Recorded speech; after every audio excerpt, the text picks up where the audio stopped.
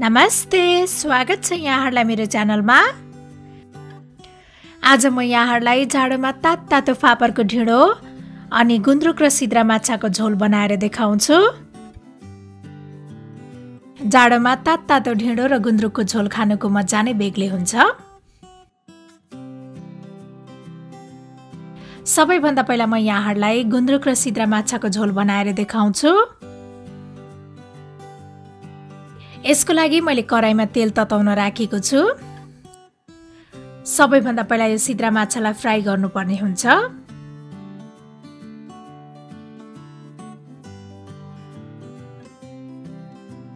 माछा राम्रोसँग फ्राइड भइसकेको छ। अब यसलाई एउटा भाँडामा राख्ने।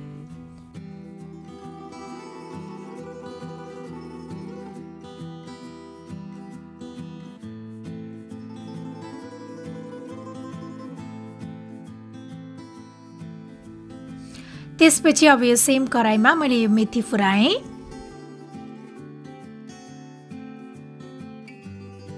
त्यसपछि अब यसमा यो भटमास पनि राखेर भटमासलाई एकैछिन भुट्नु पर्छ।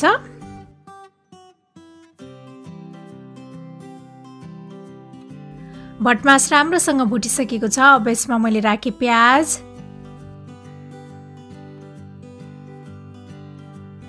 अनि त्यस्तै हरियो खुर्सानी। अब यो हरियो खुर्सानी र प्याजलाई पनि 1 मिनेट जति भुट्ने।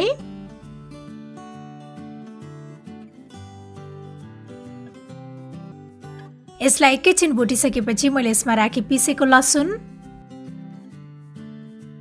लसुनलाई पनि आधा मिनेट जति भुट्नु पर्छ।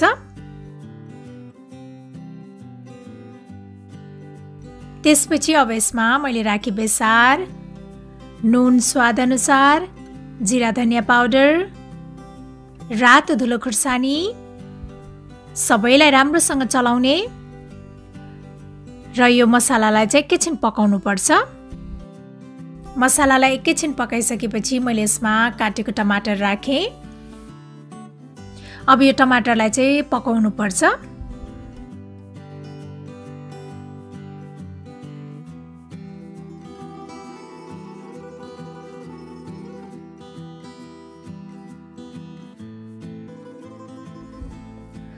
टमाटर राम्रोसँग पाकिसकेको छ। अब यसमा मैले राखेँ गुन्द्रुक।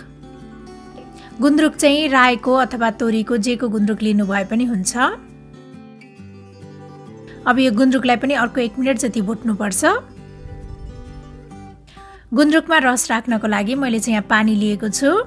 मैले चाहिँ यो पानीमा 1 चम्चा जति चामलको पिठो राखेँ। यसलाई राम्रोसँग फिट्नु पर्छ। यसरी गुन्द्रुकको झोल बनाउँदाखेरि पानीमा थोरै चामलको पिठो राखेर झोल बनायो भने गुन्द्रुकको झोल चाहिँ बाक्लो साथै मिठो पनि हुन्छ। गुन्द्रुकलाई एकैछिन भुटिसकेपछि अब यसमा अघि हामीले फ्राइड गरेर राखेको सिद्रा माछा पनि राखेर यसलाई चाहिँ राम्रोसँग चलाउने।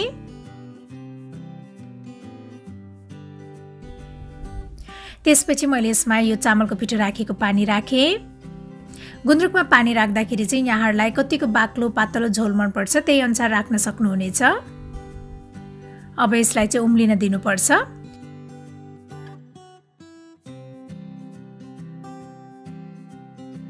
गुन्द्रुक राम्रोसँग उम्लिसकेको छ। अब हाम्रो यो गुन्द्रुक तयार भइसकेको छ। अब म यहाँहरुलाई फापरको ढिँडो बनाएर देखाउँछु। फापरको ढिँडो बनाउनको लागि मैले यो भाँडामा 2 कप पानी बसाले। पानीलाई चाहिँ राम्रोसँग उमाल्नु पर्छ।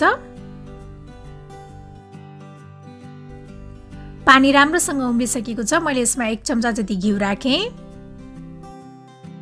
यसरी पानीमा पहिले नै घिउ राखेर ढिँडो बनाउँदाखेरि ढिँडो चाहिँ भाँडामा टाँसिदैन, साथै ढिँडोको स्वाद पनि एकदमै मिठो हुन्छ।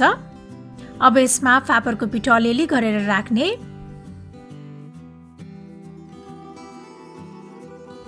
मैले चाहिँ यहाँ 1.5 कप जति फापरको पिठो राखेको छु। ढिँडोलाई जति मस्काउन सकियो ढिँडो त्यति नै राम्रो बन्छ। यदि यहाँहरुले अहिलेसम्म मेरो च्यानल सब्स्क्राइब गर्नु भएको छैन भने प्लिज मेरो च्यानललाई सब्स्क्राइब गरिदिनु होला अनि बेल आइकनलाई पनि प्रेस गरिदिनु होला है।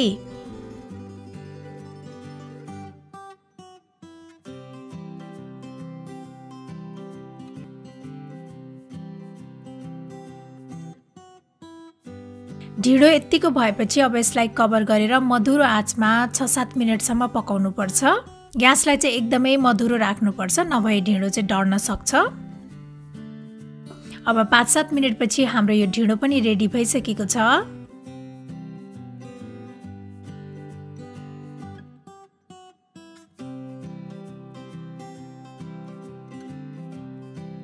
मैले चाहिँ तातो ढिडोलाई गुन्द्रुक र सिद्रा माछाको झोल अनि त्यस्तै टमाटरको अचार राखेर सर्भ गरेको छु। मलाई आशा छ यहाँहरूलाई यो फापरको ढिडो र गुन्द्रुक र सिद्रा माछाको झोल बनाउने रेसिपी पक्कै पनि मन पर्यो होला। र मेरो अरू यस्तै रेसिपीहरूको लागि प्लिज मेरो च्यानललाई सब्स्क्राइब गरिदिनु होला अनि मेरो भिडियोलाई लाइक, शेयर र कमेन्ट गर्न पनि नभुल्नु होला है। Thank you for watching. Bye by.